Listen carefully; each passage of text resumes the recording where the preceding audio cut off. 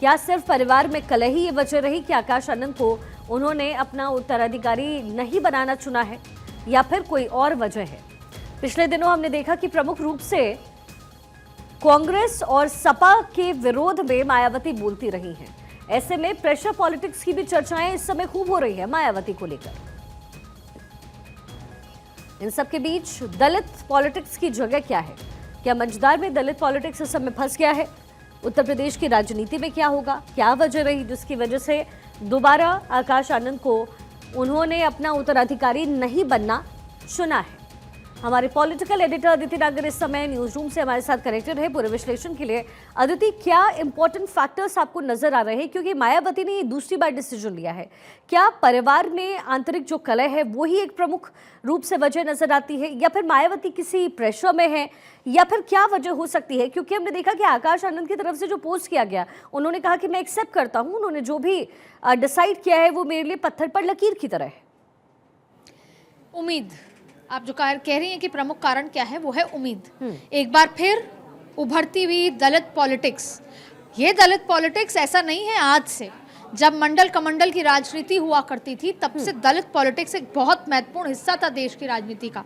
खास तौर पे आपने अक्सर सुना होगा, और आप तो बिहार से आती हैं शिखा, उत्तर प्रदेश और बिहार और दलित पॉलिटिक्स का जो मिश्रण है, जो अब पूरे देश में फैल चुका है, उसके जो समीकरण हैं वो ये कारण है। अब इनको कैसे देखते हैं, बिंदुवार समझ लेते हैं।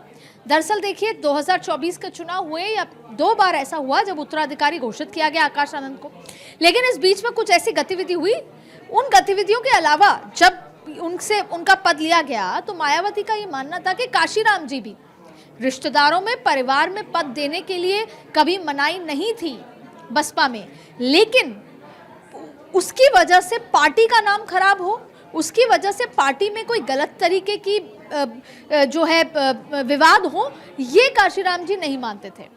इसलिए उन्होंने कहा कि बात यहाँ पर परिवार भतीजे को हटाने की नहीं है, बात है कि जिस तरीके से जो भतीजे के ससुर हैं, उन्होंने अपने जब शादी हुई घर में तो कुछ एक गुट को बुलाया बसपा के, बाकी गुट को नहीं बुलाया, गुटबाजी की बात आई, ये बात मायावती तक पहुंची और कई लोगों को ये लगा कि क्योंकि आकाश आनंद एक बड़ी पद पर हैं, उनके ससुर के यहाँ शादी है, और शादी के दौरान जब किसी एक पर्टिकुलर गुट को बुलाया गया तो कहीं ना कहीं पार्टी के अंदर दरार जैसी स्थिति आई। तो ये तो कारण थे, और ऐसे कई बार हुआ जिसमें ये मैसेज गया कि ये पार्टी के हितों के अलग जा रहा है, ये पार्टी के अच्छे के लिए नहीं है। ये तो हुई वो बात जो सामने निकलकर आई है, और जिम्मेदार भी उनके ससुर को ठहराया गया उनकी राजनीति के लिए, जो आज हालात हैं उसको लेकर।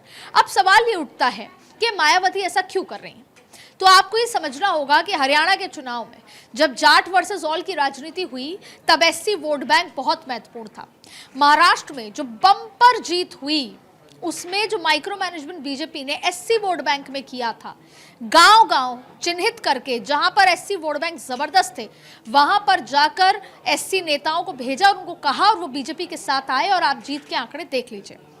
इसके अलावा 2024 में 240 का आंकड़ा केवल इसलिए आया, 303 इसलिए नहीं आया क्योंकि उसी एससी वोट बैंक के अंदर कांग्रेस ने इस तरह की बात फैला दी थी कि अगर ये बहुमत में आ गए तो संविधान बदल दिया जाएगा और आरक्षण में बदलाव हो जाएगा। तो आप देखिए, दिल्ली की पॉलिटिक्स की बात कर लें, जब सबसे पहले दिल्ली का चुनाव हुआ जो 27 साल बाद एक इतिहास की तरह बदला, उसमें भी 2 ही वोट बैंक बहुत महत्वपूर्ण थे। हर सीट पे मुस्लिम मतदाता कितने और एससी मतदाता कितने हैं, और यही देखा गया भारतीय जनता पार्टी ने भी और कांग्रेस ने भी और आम आदमी पार्टी ने भी कि कैसे मुस्लिम वोट बैंक एक तरफ और एससी वोट बैंक बीजेपी के पास आए, और जब आया तो आप देखिए किस तरह का चमत्कार हुआ। तो देश में अब बिहार के चुनाव सामने खड़े नजर आ रहे हैं, इसके बाद उत्तर प्रदेश के चुनाव हैं, और अब पूरे देश में जो एससी वोट बैंक है, ये वो वोट बैंक है कि वो जिस भी तरफ चला जाएगा पलड़ा उस पार्टी का भारी हो जाएगा। अच्छा, और अब इस समय ये भी कहा जा रहा है कि आकाश आनंद के पास अब 3 विकल्प हो सकते हैं। पहला कि वो चुपचाप बात मान ले, जो अभी फिलहाल वो करते दिख रहे हैं। दूसरा विकल्प है कि नए राजनीतिक पार्टी के साथ वो उतर जाए, और तीसरा है कि अपने व्यवसाय में वो लग जाए। यही 3 ऑप्शन इस समय आकाश आनंद के पास है। लेकिन अगर आकाश आनंद अपनी पार्टी बनाकर के उतरते हैं तो ये मायावती के लिए खतरे की घंटी नहीं होगी?